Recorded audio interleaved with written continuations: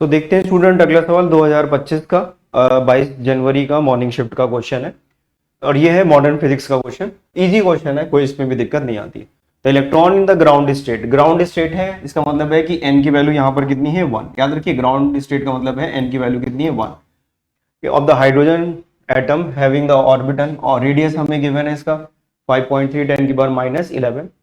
While for the electron in the third excited state, याद रखिए ये थर्ड एक्साइटेड स्टेट दी हुई है, तो पहली तो ग्राउंड स्टेट होती है, फिर फर्स्ट एक्साइटेड स्टेट, फिर सेकंड एक्साइटेड स्टेट, फिर थर्ड एक्साइटेड। तो यहाँ पर इस ये बता के बहुत इंपॉर्टेंट पॉइंट है, थर्ड एक्साइटेड स्टेट का मतलब है n की वैल्यू 3 नहीं है बल्कि n की वैल्यू 4 है।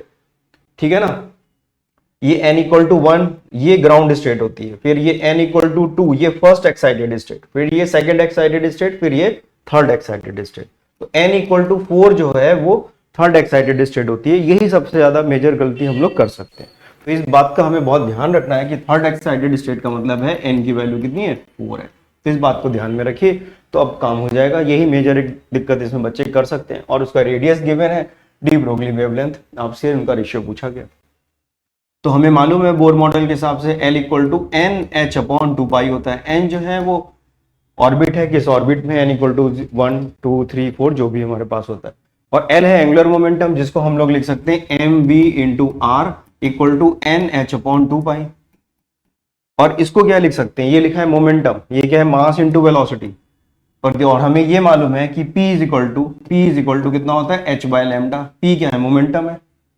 तो ये यहां से, तो ये इसकी जगह हम लोग क्या लिख सकते हैं, h by lambda multiplied by r is equal to N H upon 2 pi. तो अगर आप देखें h से h कैंसिल हो गया, तो जो हमारे पास लैम्डा आ रहा है एक्चुअली में, तो लैम्डा किसके प्रोपोर्शनल आ रहा है, lambda is proportional to r by n, lambda is proportional to r by n, lambda जो है r बाय n के प्रोपोर्शनल आ गया। बस अब सॉल्व हो गया, अब कुछ नहीं करना हम लोग को यहाँ पर। तो lambda 1 by lambda 2 equal to r1 by r2, और यहाँ पर आ गया n2 बाय n1। r1 की वैल्यू हमें गिवन है 5.3 इंटू 10 की पावर -11, देखिए -11 लिखा हुआ है, तो 10 की पावर चलिए -11 ही लिख लेते हैं, डिवाइडेड बाय ये कितना दिया, देखिए 8.48 10 की पावर -10 दिया, -11 नहीं दिया। तो अगर इसमें 10 की पावर -11 लिखना है तो इसको हम लोग लिख सकते हैं 84.8 इंटू 10 की पावर -11 इस पूरे। और n2 कितना था 4 और n1 कितना है 1। इसको सॉल्व कर ले हम लोग, तो ये 11 से 11 कैंसिल हो जाएगा।